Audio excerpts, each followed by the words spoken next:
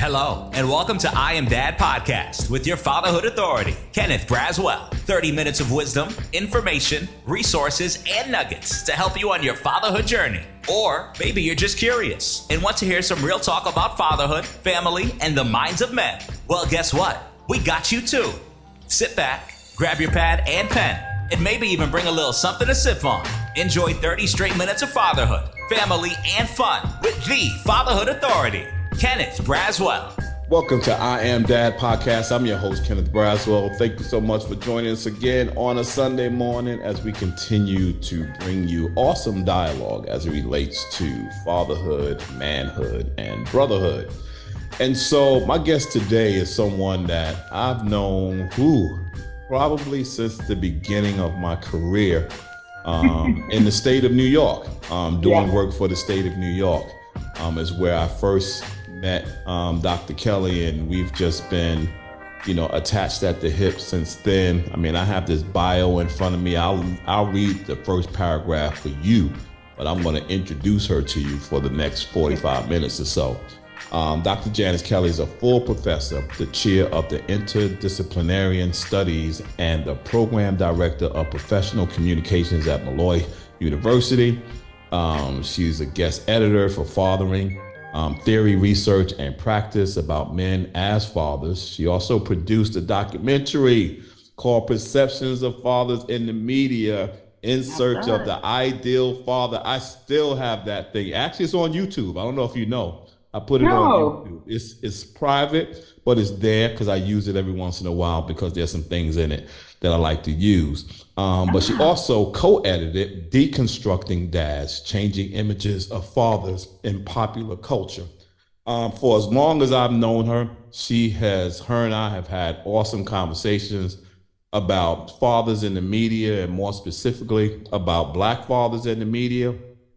And for her, I didn't even write any questions down today because I know how we're going to flow. And this conversation is going to be interesting for each and every one of you. How you doing, Dr. Kelly? Oh, by the way, let me take a step back. She just left us, y'all, but she didn't leave us. She left us and she just she walked out one door and walked in another door. But she served as a board member of Fathers Incorporated for years and years and years. But I had this bright idea to create this other entity, the Moynihan Institute for Research and Policy, and it called upon her. So she stepped out of one door and stepped in the other door, but we're going to be doing some incredible work on that side anyway. Very excited. How you doing? Thank you for having me. I'm very excited. So I start off all of my podcasts with this question. My guests never know what's coming, but it's always the question that sets the tone for the rest of the show. Tell me your daddy's story. Wow. I lost my dad 5 years ago. And I'm going to be transparent. When he got ill, Tim, I know my family was just going to hang on. He was the glue. He was the one who cooked. He was the one who did Christmas. He was the one who did Thanksgiving, and I adore my mother, but there was something that was just so connected with him.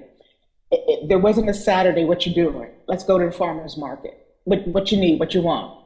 And when he got sick, the only thing he thought of was my mom. I have to say, I learned about love through his eyes. I learned about connection and the importance of family through his eyes.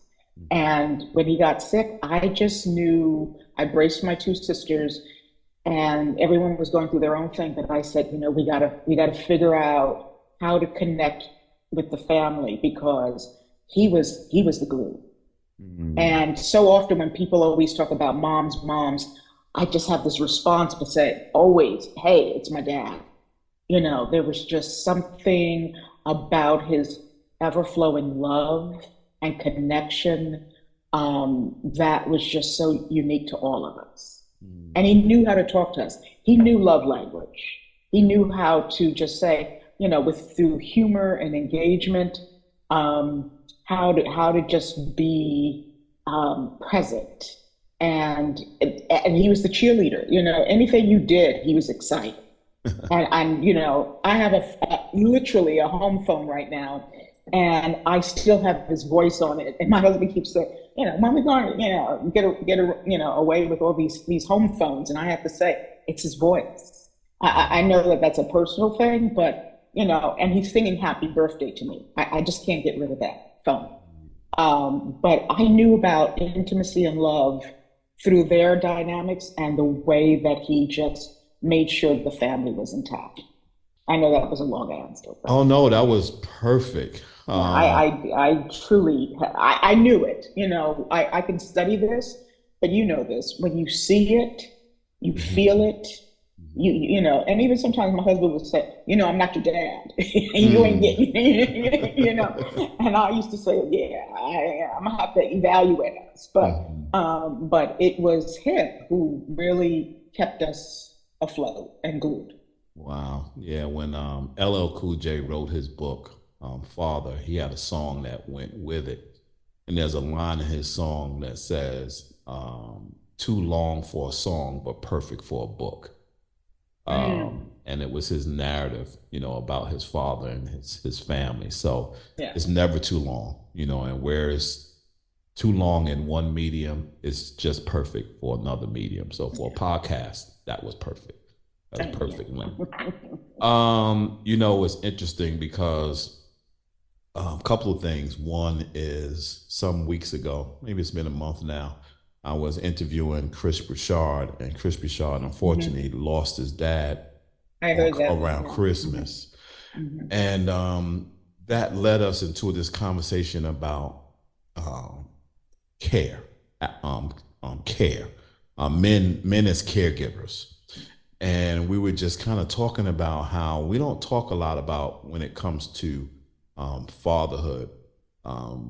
We don't talk about fathers being there for their own parents as caretakers, as much as we talk about moms and women being there as caretakers for their husbands, right? We don't think that it happens the other way. And it's an ironic story in his case that his dad was the caretaker for his wife, right? And in the midst of caring for her dementia, he was diagnosed with cancer. Very ironic thing. But then Chris and I was talking about, he often thought about in caring for both of his parents, but more specifically caring about his dad. What if he didn't have a relationship with him? Like he would not have been there to care for his dad, and his dad would not have had anybody to care for him. And we got to start elevating that conversation about fatherhood is just not solely about taking care of your children, but it's also thinking about creating an environment that people want to care for you when you can't care for yourself. And so that just kind of struck me in that space. And then the last thing is I'm actually beginning my second book. I'm just kind of outlining and writing and trying to get my thoughts around it. But my book is going to be called Echoes of My Father. And I'm going to be interviewing people for my book. And basically what I'm going to be talking about is talk to me about your relationship and the echoes of your father that hit your life like a pebble in the water in terms of waves, that every once in a while, and depending on what you're doing in your life, an echo of your father would show up. So it's kind of like shouting his name out, if you can imagine, into an open cave, and having his voice come back in different ways from different places, depending on your experience. And so I'm really excited about this book because it's actually, Malik Yoba is actually he wrote his book about his dad, and he asked me to write the foreword for his book. And after reading his book, that came to my mind that was what he was talking about. So I've already begun the thought process of echoes in my mind. And so when we're talking about media, it's a perfect place to kind of talk about echoes of our fathers, right? Because media is a perfect example of voices that hit us from a dad space. I don't know if you've seen this. I'm sure you and I watch TV the same way. It's kind of ironic that one of our favorite dads, Carl Winslow, is now in commercials as Keith's dad, right? I wrote that down. You know, something happened right after Cosby show in the late 80s, 90s, and even the early 2000s, whether it was Bernie Mac, George Lopez, my wife and kids, the explosion that happened of representation of fathers you can feed off that, right? Storytelling, father-son dialogue. One of the things that got me into the fatherhood was I was teaching a class in psychology. There was a young man. He was probably in his early 20s. He was going to be a father for the first time. And we were just talking about parenting, and he stood up and he says, listen, I'm just scared. I'm going to be a father. And he was really talking about how he was using the media as representation of different techniques when he becomes a dad. So how to use humor, how to engage, and the light bulb went off. And I was just like, that's it. That this was just so funny that we're talking today, because I just showed in my class yesterday, we were just talking about the men's movement, and we were talking about something called father hunger, and how these young men today just, yearn for representation of fathers or being around men and fathers. And I showed Will Smith's clip, Daddy O, and and his father leaves, and then I showed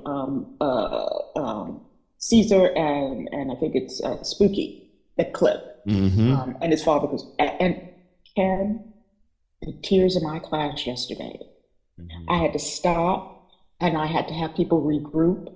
I had to have them talk about it. And as soon as they saw Will Smith, someone just said, no, no, no, just like, but the point is that those messages resonates with so many kids. Those messages are profound in their lives. And sometimes I'm always the one in meetings saying, don't forget the media. And it's remarkable that people quickly forget the media. But the media is the social learning for young kids to figure out, representation of masculinity, manhood, if you want to use that term. What is it to be a good dad? What does it mean to be a buffoon dad? But they have representation all through their childhood.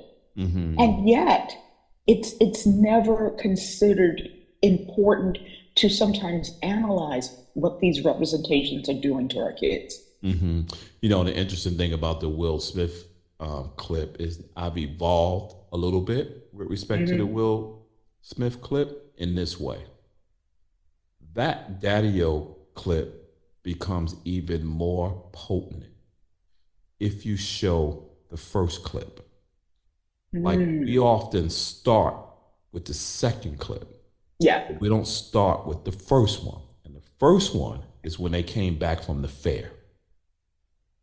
And Will Smith jumped at him and started talking about how he wasn't going to be around.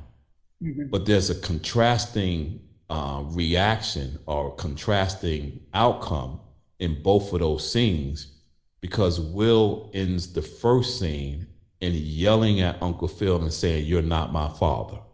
Yeah. And in the second scene, he ends up in his arms. Yeah. Right? And so you gotta, that first clip puts it all in context, particularly when you're working with fathers. And I have a lot of conversations with stepfathers in this sense, and that is never try to be so much of a man that you want to replace the footprint of the biological father. Because if you do, there'll be a day that your stepchild will remind you those are not your footprints. Get in your own footprints. My God, you gotta read his book. Man, his book crystallizes that episode in terms of reflective of who his father, his real father, was in his life, and how he struggled with his father all the way through.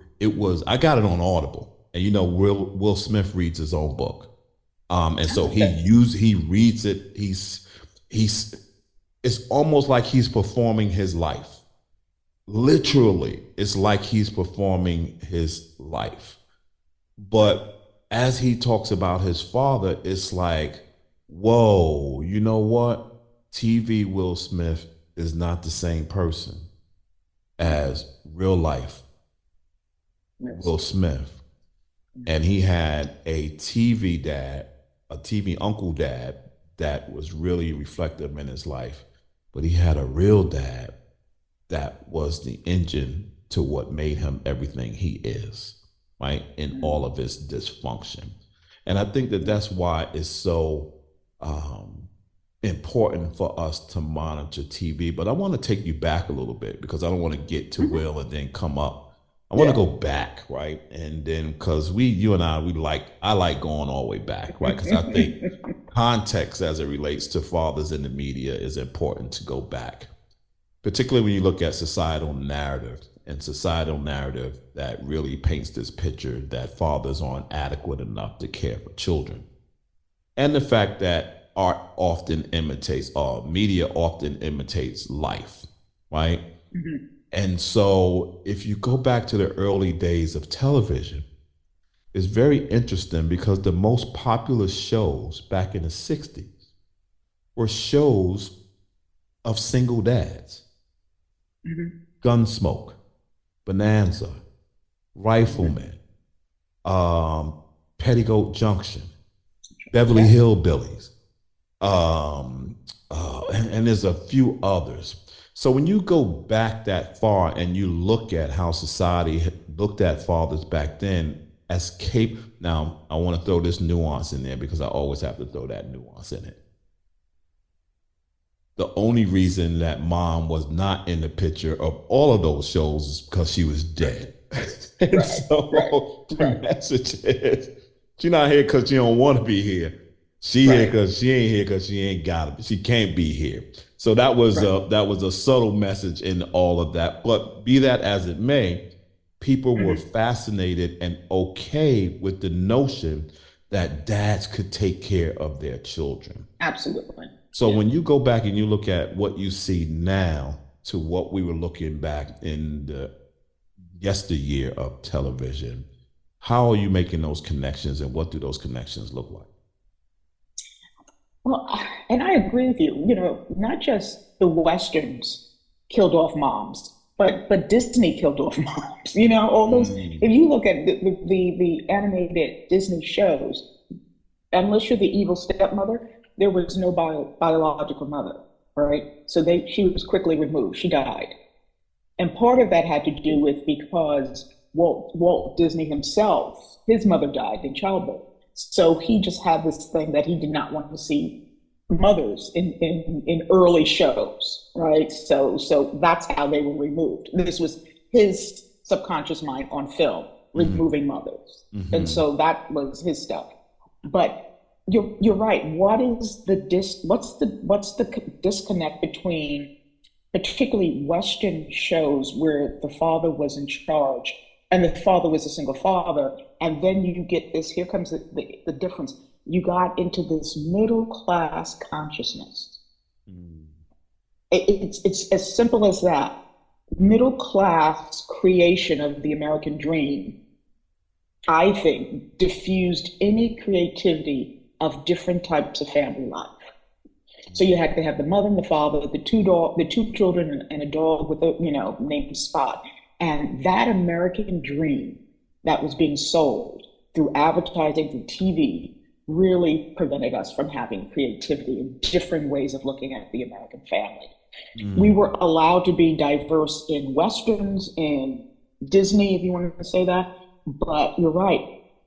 If you look at all the family shows, whether they're animated or they're just TV shows, all have this middle class framework, and that to me is problematic. mm. It's been problematic. Right. And then you get to the 70s, because now I want to kind of shift in what people of color look like in that whole narrative, because unfortunately there weren't any.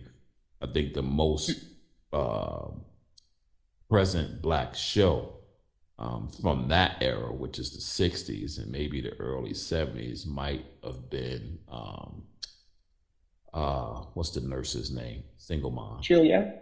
Mm-hmm. Right. That was the first depiction of an African American playing a lead in a sitcom.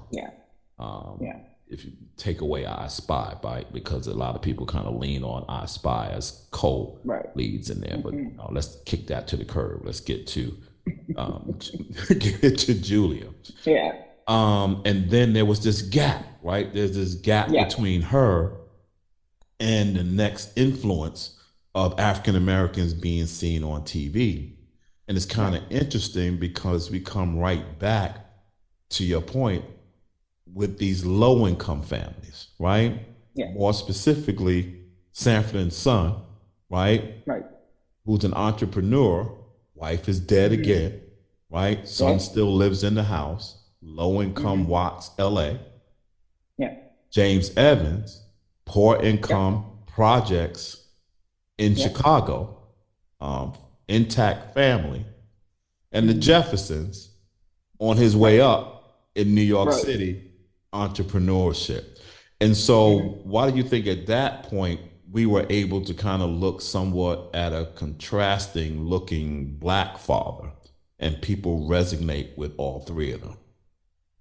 But I think during that time, here comes the civil rights era, right? And so now you're having a challenge of how, and I think we were starting to have a watchdog movement of how we were being portrayed, right? This is where you had more creativity, you had more people taking chances on at least, storytelling about our lives, that you can say that's a true portrayal. But you now had Hollywood take notice of giving us more diversity on how we were being portrayed and wanting our viewership. Everything is about a commodity. I hate to say it, but everything's about getting something. And they were losing us as viewers. They never considered us. So now they consider us. How do you consider us? Now we have to do stories about our lives. But the problem is, and you know this about Hollywood, who's writing the stories about our lives, right? You know that there was a lot. James Evans, I'm calling him James Evans, talked to you about fights about, the betrayal of JJ and the family, how they wanted to position the family in good times, and how they had to fight to have a married couple, and that the mother wasn't going to be Florida wasn't going to be a single mother. I mean, all of this is, who is at the table creating stories about us, right? And if you think about it, whether it was Sanford and Son, Good Times, all of those, probably 3 or 4 shows, all of a sudden you have a dry spell, and then here comes Cosby. Right. And so you really have this shifting of not us writing those stories, not yet, but the narrative of who gets to talk about our family life, right? Who gets to have a say of how we are portrayed? Issues of connectiveness, touching, loving, storytelling, all of that. Who gets to write those stories? And during the 60s and 70s and a little bit of the 80s, it was not us telling those stories about our lives. I grew up, and one of the things I want to talk about, I grew up with progressive Black fathers. Now, how do I define that? I had fathers or friends whose fathers either worked 8 to 4 and the mothers worked from 4 to midnight. So the fathers had to cook, they had to do hair, they had to do homework, they had to do all the other things. All of this was not new to me, right? The fathers pitched in, they did the shopping, they did the laundry, now we use this word progressive dad, right? In advertising, we call this thing dadvertising, because now fathers are doing laundry, fathers are doing hair, fathers are shopping, or cooking. And I'm just speaking on my experience, but in the Black community, that was the norm. Right. But this was missing from television. Now, because they've discovered a 2-fan household, now it's progressive dads. right? So there's a real disconnect between our lives and how it then is portrayed on television.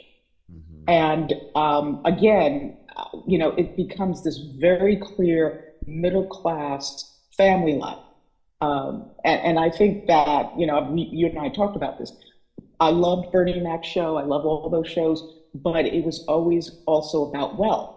Right. And it wasn't about, us having, like Family Matters, a working class family, just functioning, loving, and engaging. You don't Mm-hmm. have to have all this obscene wealth. And I think sometimes that was the turnoff in the late 90s, early 2000s about some of these shows. Yes, we know that you're a comedian. Yes, we know you're wealthy, you're a doctor, but can we have some middle class, working class family shows that are displayed? And I am concerned, I don't see any today. I mean, there's a clear drought of variations of class that's on TV.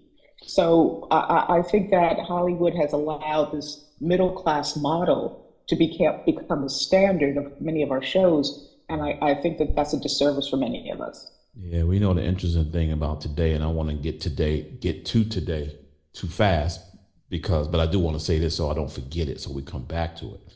And that is, if you look at the portrayal of Black families on TV today, it is mostly wrapped around either gang life or drug life. Yeah. Okay. Right? And so it's gang life and it's family life embedded in the conversation around drugs. And if you think, loosely, you could say empire, right? Yeah. Or music, right? And so you could say empire, you could say power, you could say I was gonna say BMF, power. you could say Yeah. all of those, you could say Snowfall, The Shy. Yeah. Um, all of these shows are kind of wrapped around this urban life that centers in either the gang life, drug life, or music life, and then they tell a family narrative in the mix of that. And then when they do have characters that are somewhat closer to us, it is wrapped in either the only Black family in the neighborhood with wealth, right? I.e., this is us. Right, this is us. Is this, where the compromise is we can't have a whole show of a whole bunch of Black people in the neighborhood, but we can lean in on the one Black family, and that's where I think television is sliding back to. I think we're sliding back to one Black or two, and that's it, because we still got to cater to this other audience that we still believe most of our money is coming from.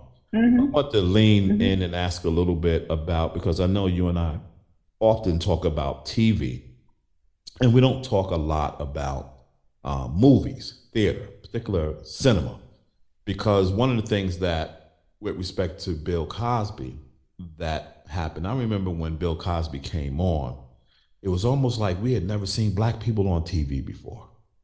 Right. And then Black people start getting into arguments where I don't understand. I can't relate to a mom who's a lawyer and a dad who's a doctor. Yeah. That don't make no sense. Major arguments. Yeah. Don't make no Major sense. Argument. But remember, Bill Cosby was reinventing himself at that point, because we only knew him as Let's Do It Again, Uptown Saturday Night, and Piece of the Action. Right. That was Bill Cosby. From a whole other different space. And then he leans in on his PhD, and then they create this show, Genius, that he did it. Yeah. Because so much rolled off of that, including Different World, that kind of and went and did his thing. And so, but when you start looking at the post kind of Cosby stuff, the next one that I look at that was somewhere in and around that was New York Undercover, right? Because here comes J.C. Williams, right? And J.C. Williams is in New York with Cosby at the same time. Cosby is in Park Slope. J.C. Williams is on the Lower East Side. They're in the same city together, right? And not only that, but J.C. Williams is also a cop, right? Yeah. And he's a father of a son and they're not Right. together anymore. Right. And so you're lacing Right. those things together. And it was interesting because I said to him when I interviewed him not too long ago, and he resisted, he pushed back when I said this. And I said, the thing I remember about New York Undercover, for me, watching it growing up in the city, was that it was the music that was more a draw for me than it was him being a father. Like, remember, New York Undercover was the was, yeah. hip hop. Yeah. You Yeah. watched it to see Yeah. who was Yeah. coming on. Like he Yeah, of got, course. and he said that's not true. He said from his vantage point, he was always pressed about the fact that people came to him and said that they loved seeing a depiction of a father that was taking care of his son, taking care of his kid. And I'm like, it must just be personal perspective. But when you think about it, what it resonated with It you? was the music. It was the fashion and the music. Right. It was the breakout of the hip hop culture. It was, like you said, who was going to be the guest talent on that show. All of that was new. We you were drawn to not just the talent, but the guests, that were going to be on that show. I talked to other people who loved that show, and it was all about fashion and music. Mm-hmm. Mm-hmm. I think the draw was the father and the son, and the beauty of the dialogue for maybe 2 or 3 minutes, but then it shifted to clubs and music coming out of the streets, and so music was always part of that show. I just think 45% of it was music. I just think it was the draw because it was so new to have your own music, the tapestry of your music as part of that show. Mm-hmm. It was avant-garde in that respect. But I think it had tender moments. But don't forget, it was also a cop show, Right. and so it was the chase and everything Mm-hmm. else that was happening. Mm-hmm. But I would say it was fashion, it was music. Right. And then there was this moment where the Cosby Show began to get drowned by Martin in Living Color, right? And so comedy became the thing for Black people. And it wasn't necessarily with a theme around family. I don't think it was until Bernie Mac came, actually until the Kings of Comedy, because that's really what projected Black men back into television, right? Steve Harvey, Cedric the Entertainer, and who am I forget? Steve Harvey, Cedric the Entertainer, and Bernie Mac. Right, and D.L. Hughley, because he had his own show. He was the outlier, right? D.L. Hughley was the outlier because his show actually was about family, but he wasn't the most popular of the four of them, which is why I don't think that lifted as much as Steve Harvey, Cedric the Entertainer, whose shows their show was actually coupled together, but Bernie Mac's whose shows but it was about him as a comedian. And and during that time that comedians were beginning to move through television, so enters Tyler Perry, right? Comes in through the play genre, but began to slowly infiltrate how particularly Black women were watching television. So if you look at all of his shows, again, now we can kind of jump forward, but it commands BET. Oh yeah, right? That's his channel. It's good. His channel. Ain't nobody else's channel. That's his channel. Right, and so when you look at all of his shows, he is clearly catering to an audience that sees Black men a particular way. Whether it is as an abuser, he's shifting a little bit, but I cringe when I watch anything that he does that has men in it. Outside of Daddy's Little Girls, which was Hmm. awesome, incredible. Oh, that was awesome. Yeah, I kudos to that. Even just, House of Pain. I try not to take on someone else's argument, but Spike Lee is a little right of calling him out on what's your portrayal, what's your message, right? What's your responsibility in this arena that you keep propagating a certain message and very problematic. You know, a question about Black love. If there is such thing in any of the shows about Black love, there always has to be tension between us. Mhm. It's not very rare do you see harmony in some of his shows. A House of Pain is different, but there's really a lot of tension and dysfunctionality. But I think it goes back to like what you were talking about, Will Smith.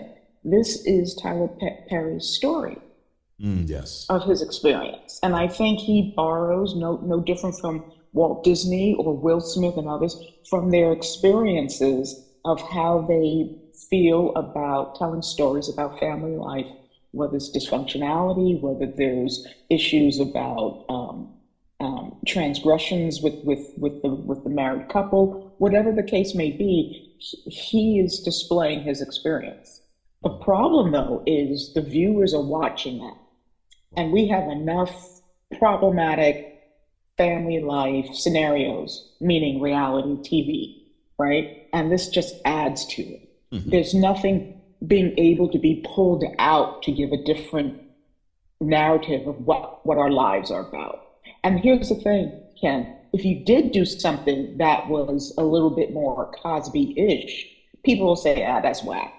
And because we're so now used to tension and and um and challenges in our relationships that just having a mild mannered relationship may not be entertaining anymore. So then, why did Blackish make his way through? Yeah, I think at that time, Blackish came in because I think many of us were thirsty for the sequel 2.0 Cosby Show. Mm. And I think you had also different personalities. You had, and that's a good question because I think that a lot of it had to do with a network television with that kind of dynamic taking off from the Cosbys. They were able to pull it. They were able to pull that interesting, and some of their dialogue were very strong about racism, discrimination, colorism. I mean, they had some really clear and strong dialogue that was happening within the family. It was not just protected because they were wealthy, but I think that they were able to here it comes, they were able to grab white audience, Mm. Mm. which is not the case for Tyler Perry's shows. And so that allowed Right. them, Yeah. but that allowed them, longevity over the 6, 7, 8 years that they were on Channel 7. They Right. were able to do, here comes that formula. They were able to be transparent enough to show correlations between their lives and lives of others who were white. And so you had white viewership. That's the Mhm. crossover appeal. Wow. And that is not the case for, like you said, for Chai and others that may not be watching the shows. Mhm. So you're doing some It's a research challenge. now. You're doing some Hmm. research. Tell me what you find. Tell me about the research, and then tell me what you're finding in your research. So, they have this thing called dadvertising, and it's really targeting millennium fathers between, 35, 38. And it's looking at how do they still see us? What's our evolution? How have we evolved, right? Um, and did we evolve? Are we second characters, meaning we're just standing in the background and smiling? Do we really have a visible focus on who we are in our presence as dads? And Hmm. I took my interest of doing this research from the burnt bee Christmas ad. Remember in I think it was 2020, and it was this print ad, and they had all these families in this print ad, and the African American family, well, it was a mother with two daughters, and the father was missing. Mm. And Bertie had to apologize because people were upset. Where's the father? Why is the father absent? You know, and again, this is where I think we need to have people who in focus groups or watchdogs about how we are presented, because they saw nothing wrong, right? And so they apologized, but then I started thinking, what is our representation in advertising? How did they see us? You know, we are beyond especially as Black fathers and Black men, you know, we're not the old Spice commercial anymore, you know, looking brawny and beefed and, you know, like we got it all together. And how do they see us as fathers? And so I wanted to look at fathers between the years of 2016 to 2021, just 5 year span, and start to look at representation of dads. Now, I have to say we have evolved. You know, you have the Tide commercials that really focus on dads now doing laundry, being with their children. You have it's Tide, it's men in care from Dove, talking about, you know, grooming and you know, family dynamics. You show the father, you know, talking to the daughter about skincare and all this.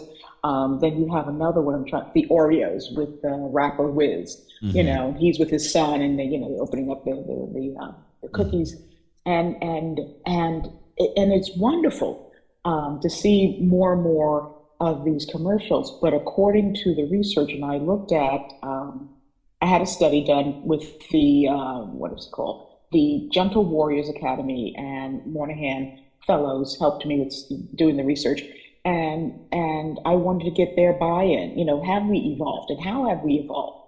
And one of the things that came out clearly is the issue of respect, respect of how they are being presented. And they clearly said that there is, again, this middle class image of men, right? That you have to have a house, that you had to have, you know, that if you see a father, he's either outside and the backdrop is the house, or he's inside in this large space of a house. And I was thinking about that, and you're like this point I'm making. Remember, fatherhood.gov had the father who was the cheerleader with his daughter. And you remember how the camera pulls back and then you see the father downstairs in this apartment complex. And I said to myself, that's missing. We don't show different variations of fathers in different spaces. Right. Where's the working class father? Where's the father in an apartment? Right? I mean, and part of the research that came out was there's no diversity of working class fathers. That we want to see fathers can be loving, warm, and connected to their children, but we also want to see us in different spaces. Again, that to me was very interesting, because it's always this middle class household consciousness that we keep seeing. Is it a clean image? Is that what it is? Is that the image that people believe is away from controversy?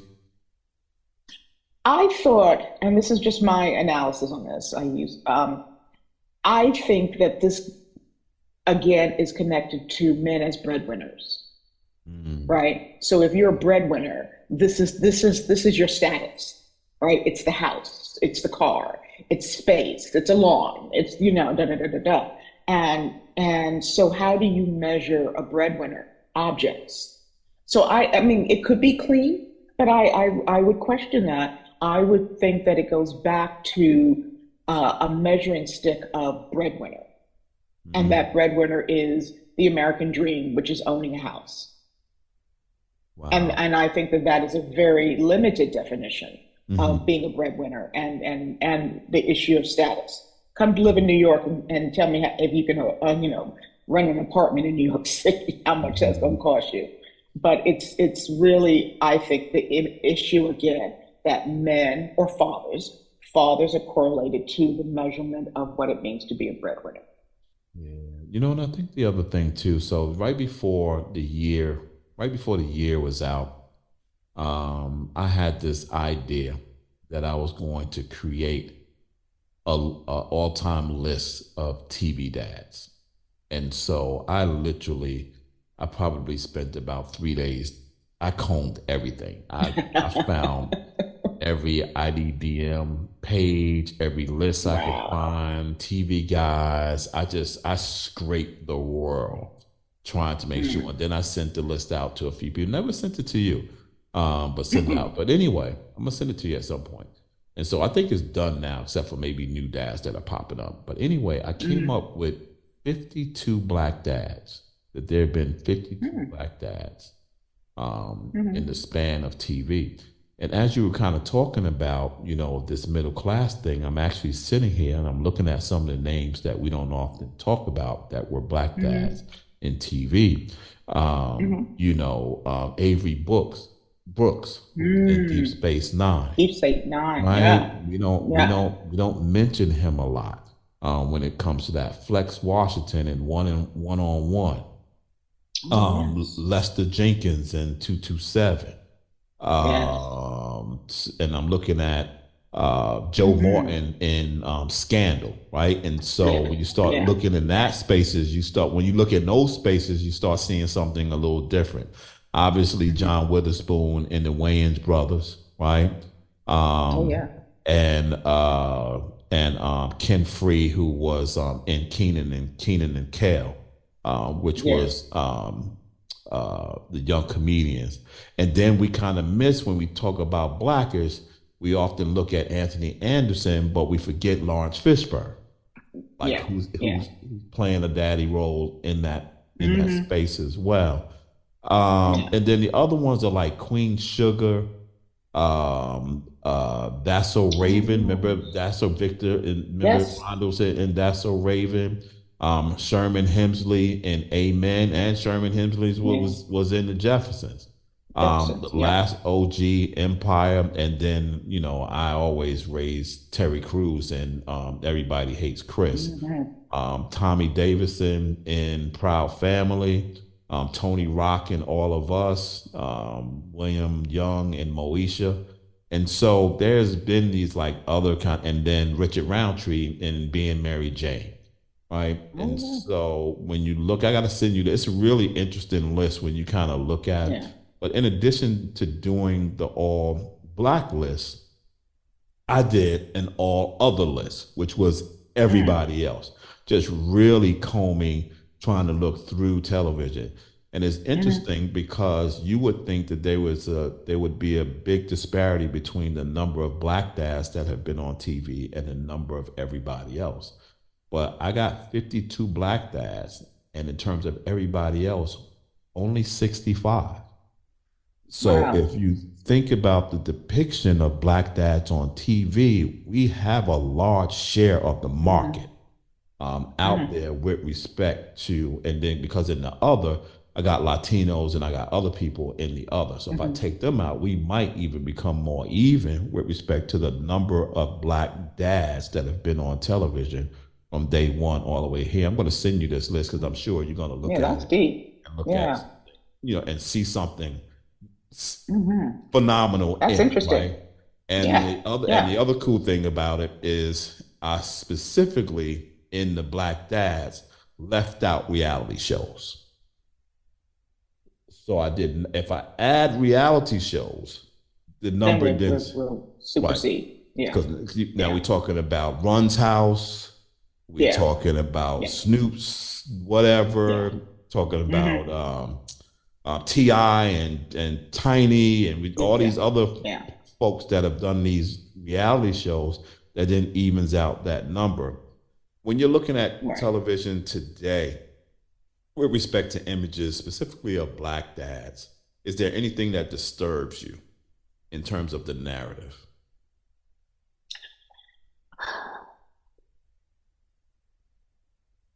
I'm doing this comparison between, like you said, with the Bernie Macs and the narrative today. Um, and I'm glad you took out reality show because that to me is a different beast altogether of what we're watching. Hmm. And part of that is scripted. But I think what I'm looking at um, still is that fathers are, and I'm trying to think of a show.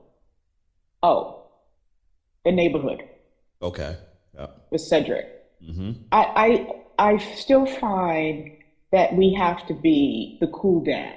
And there's nothing wrong with that. There's nothing wrong with that. But it's so interesting how he brings the, and I know he's a comedian, so he brings the humor, he brings all that. But mom always seems to like Claire Huxtable, she brings the rules and the regulations, Hmm. right? She brings the discipline in. And we could just say that's just black culture altogether. But I still find that fathers have to be cool, right? Fathers have to have that cachet. And so it doesn't bother me, but I sometimes like to see fathers who can have, like there was a moment where in the neighborhood where Cedric's oldest son gets this job and it's a sports job, sports management. And you just see him holding back his tears. And sometimes I think we need to see us emotional. We need to see that, we make those connections and that we hug and that we kiss.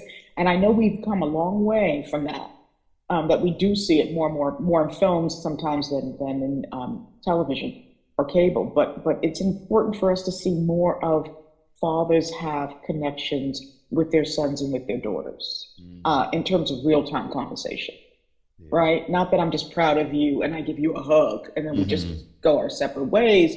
But what are you proud of me for, Hmm. right? I mean, Hmm. what is it? Is it character? Is it my tenacity, my work? Have that dialogue. Right. And it's just Yeah. quick and then it's over. And then, you're saying to yourself, okay, I'm glad you're proud, but proud about, again, what? And have those conversations. I like to see more conversations about, and this is what came out of the study as well, have conversations about fear and what it means to be a father, Right. or fear what it means to your kid is moving on and you're going to be an empty nester. Have variations of milestones of family life that fathers talk about things Hmm. that's meaningful to them. Hmm. There were moments in Blackish that I thought that Anthony had real conversations with his father about, no, you weren't there, or no, mom did this, or and so there was moments where they could have made more connection. Have those conversations because I think that's also healthy for us to see it Hmm. and instead of guessing it. And sometimes we have to guess what they're doing or how they're feeling, and I don't know all the time if that's healthy for us Hmm. to not see it or hear it. Yeah. There is one emotion that I see that tends to get suppressed. And I understand why. But to your point about allowing men to be fully expressive within reason, right? So I don't want them to go overboard. But the emotion that I often see suppressed with respect to men, and more specifically black men, is anger. Mm.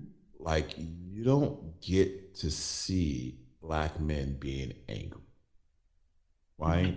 Whether that is yelling at his kid, being Mhm. in a heated argument with a significant other, Mhm. road rage, responding to being Mhm. pulled over, Yeah. um, encountering racism. Mhm. Like, Mhm. you see those scenes with black men, like they always have to harness anger. Yeah. Like, they You have to cannot, swallow it. and Right. and that's, and black women don't have to harness that emotion. Mm-mm. They can let that emotion go. And I Yeah. understand it. I get it. It's like, I know the messaging that it could get, Mhm. but it also makes me feel sometimes like I don't have permission to be angry, Mm-mm. right? And I also think that we have this false narrative in our, that we allowed again this culture to tell us. who gets to express certain emotions and who doesn't, Right. right? And that, the reason why, and I think John Singleton did a great job in Boys in the Hood when Cuba Gooding sees his friend gunned down and the camera is on him breaking down crying. And the reason why you see that for so long is because we don't get to see that. That whole just devastation and fear and anger and intensity as he's, just witnessed something. And you're right, we do not let young men or men in general have that space to show anger or rage. Right. Or Or even, cry. and the other one too is grief, right? Yeah. You could be like, when you just said that, it reminded me that just this weekend I was watching Rocky 3, my favorite Rocky. Mm-hmm. And when what's the coach's his trainer's name in that movie? When he dies and he comes back in, and Rocky is over him and he just lets out in this loud cry, like a loud cry. I'm like, wow, I don't ever remember feeling like he was less of a man for expressing that level of grief. Yeah. Right? I think that's the new terrain in Hollywood, allowing boys to see other men or young men cry, Right. to express emotions, not to bottle it up. We have, and you're right, if you look through any of Hollywood films, particularly military films, Western films, men could never show those emotions. They had to bottle it up. But then here comes depression, here comes rage, here comes suicidal tendencies, all of that, because we have not allowed them to have that space to cry.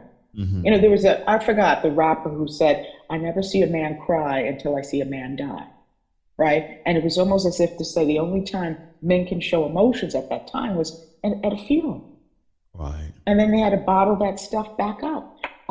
This is where we need to have new display of what it is to be a man, a masculinity, and especially in our community, to be able to say, to show emotions, tenderness as well as fear and rage and anger, the full gamut of an emotional experience. And Yeah. I think that it's missing. Yeah, one of the areas that I think, and I know you're going to open up at some point and pull these genres in, because they are part of media. One is social media, and that is, what do masculinity and manhood and fatherhood look like, particularly for Black fathers in social media, right? And then the second one is in music, particularly in hip hop music, and how masculinity shows up in hip hop music. Yeah. What does it look like? I was just going through, somebody was brought up to me the other day, and I use these all the time. And someone brought up The Message. It's like a jungle sometimes. Oh yeah. Wonder That's how it keeps yeah, from going under. yeah. And I said, yeah, that's a great one, but that's not when men started talking about their mental health. I mean, it started long before then, particularly in the blues, right? But if we want to go pop culture, Marvin Gaye said, "Throw up both my hands." Make me want to holler. Throw up both my hands, right? And so we have always expressed, our emotions in music because it's the safest place to express that. Jay-Z also said, he talked about not having his dad, but being able to talk about it in a song, right? That he couldn't talk about it out loud, but certainly could put it in a verse.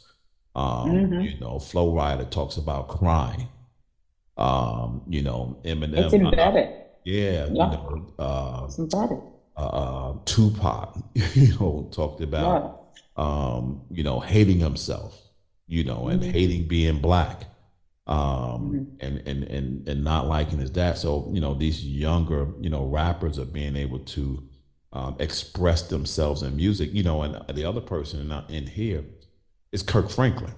like in all of or most of Kirk Franklin's early music, in one of his songs on all of his albums addressed his father, his mother sometimes, because he had an equal issue with both his Hmm. mom and his dad. But he always found a way to bring his pain into his songs about his Hmm. father. And Hmm. I actually had a chance to ask him about that when I interviewed him one time. And he looked at me and he's like, "What?" And I said, "Yeah." I was like, "You address your father in every album you've had." And the reason I know that is because my wife plays your music ad nauseum. So I get to listen to it. And I know what you're talking about. And so it's just really Yeah. critical. I think that the work that you're doing is critical. I need to find a way, and that's what the Moynihan Institute is about. Doing more of these and finding out a way to amplify your work in pop culture and society. Because I know professors, you guys got to do the stuff to keep your Yeah. doctors, the Yeah. periodicals and the publications and all that stuff. Oh But we God. gotta be able to turn that research stuff Yeah. into narrative so that people could actually put their hands around it and Yeah. understand what it looks like. So this I podcast is do. I do agree with you. My last point is, I think we also need to be watchdogs again, mm, and call out things no, it's not going. This is unacceptable. Because I think advertisers today are listening because they realize that we are watching, whether it's on social media or TV or wherever. That if you don't have us in a good light, we get to call it, right. right? We get to, that's the way that we can bring attention to boycott or to question, what is this company doing? I think this is where your work is so important, to call out, so there's never going to be another burnt bee and they just, have a picture of a mother with two kids, Mhm. and you not calling them or writing something up with your name on it and saying as your role that this is unacceptable to have in a newspaper. Right. We need to be watchdogs and really call out, Speaking, because I think that's the social justice as well. yes. We have a different definition sometimes when we talk about social justice, but someone who studied fatherhood, this is social justice. We get to create the image we want and the diversity that we experience, and particularly many men, about how they want to be represented. Speaking of imagery and controversy, what have you thought about the Vogue cover with Rihanna and ASAP and the kid? Yeah, yeah, I'm trying to find what I don't understand the argument. What's So the the issue with the so cover? the argument is that she's in the forefront and he's Mm, behind her, with the and baby. she's holding his hand as if she's leading him in a Mhm. way that is less than masculine, right? And I'm gonna tell you, I had a reaction to it when I saw it. I was like, Mm, okay. I'm like, the stuff is like, but I have a reaction to many things, but so nothing mm, passes my eye. I yeah, get it though. I get it. I get she's the cover story. right. Um, I just would have respected the cover more if he wasn't on it. I have to say, I've always had I'm using absolutes. I've had an issue with Vogue since LeBron James and Faith Hill. Yes, yes, I And, know. okay. Yeah. So there's some history with Vogue. And I know that maybe they're trying to be create some tension. But you're right. Why can't we be a unit? Why can't we be a couple with the child, nestled between the two, and show unison? I just see, this is the thing that I don't know if they really understand what they are doing. And here comes, and I agree with you, you're going to get people say, well, here comes this feminist, icon, who's pulling her husband and the child, and being the leader in the family, instead of saying, why couldn't they just be a unit? And Right. that's just always problematic of whose vision takes over in that visual space. At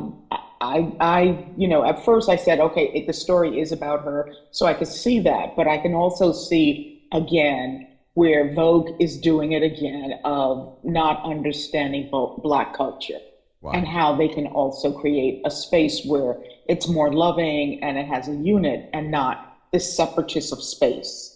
Right. So yeah, now Yeah. I get it. Thank you. You educated me. Yeah. Yeah. I'm giving So up with Vogue. Yeah. listen, tell people how they can get in touch with you, how they can see your research, where they can get your books from, all that good stuff. So I'm interesting. I'm in the process of really putting some words down and start working on a book. You've encouraged me. So if you go to Lexington Book, you can get the Deconstructing Dads. But I am going to do a follow up because, believe it or not, Lexington has, I think I told you this, contacted me and said, can you do a second book? Hmm. And I just have to really sit down and really map that out. Um, and figure out when we can really do that and do it well, right? And I'm Okay. really looking at this summer to start doing that. But I'm at Molloy University. Please, please, please contact me. I'm always open to collaboration. I think we need to start a watchdog on sometimes some of these images that we see. I agree with you, Ken. We have to talk about the hip hop culture and some of the images that we're seeing in terms of parenting in some of these shows, Mhm. particularly reality shows. And because here comes again a generation looking and maybe modeling what they see, and that's where we can do some wonderful research as well. Absolutely, because there's two things, two storylines. And again, yeah, talk to me because I'm all my thoughts in my head, and so whatever I can write, whatever I can conceptualize with you, let me know. But there are two things. One is um, how do we begin to teach or at least lead our children in understanding how to extract um, messages of masculinity in a Mhm. positive way, no matter what it looks like. And so here's what I Mhm. mean by this. So, and I always show this slide when I talk about great dads. And so usually I'll Mhm. show this slide, and on this slide will be James Evans, Ray Mhm. Romano, and all these kind of great people would be on this slide. And then I'll say, well, what about these dads? And then I'll flip the Mhm. page, and on this slide is Don Corleone, Lucius Mhm. Lyons, Ghost, Mhm. what's his name from Family Guy, Homer Simpson, Darth Mhm. Vader, Mhm. Tony Soprano, and these sorts. And I Mhm. said, so what about these guys? I was like, so what's the messaging about these guys as it relates to fatherhood, not what Mhm. their profession is? How do it Right. relates to fatherhood? Because what I know about all of these shows, and I watch all of them, is that they literally, to a certain extent, live double lives. Mhm. And in the profession space, they are who they are, Right. but they struggle with trying to figure out how to be that dad to their kids that they didn't have, Right. Right. right? And what does that look like? And so, because of we're having these contrasting models of manhood and fatherhood, particularly given reality Mhm. shows and crime shows and the explosion of straight Mhm. to television shows across the genre of apps, whether it's Hulu, Yeah. Netflix, MG, whatever those are, and how people Mhm. consume media Oh yeah. today, right? It's a Yes. different way that we consume media today. So it's not Mhm. the three channels on Friday night and the two local channels that No. go off at 12 o'clock at night with the national anthem being played. Right. Force fed whatever the media gave you over a course of the year.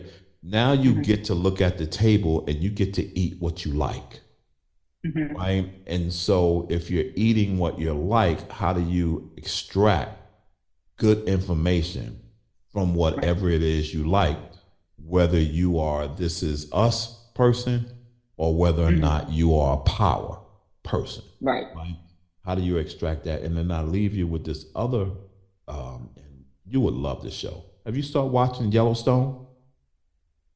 Yes. Yes. We got to talk about this. I'm only on the first season because,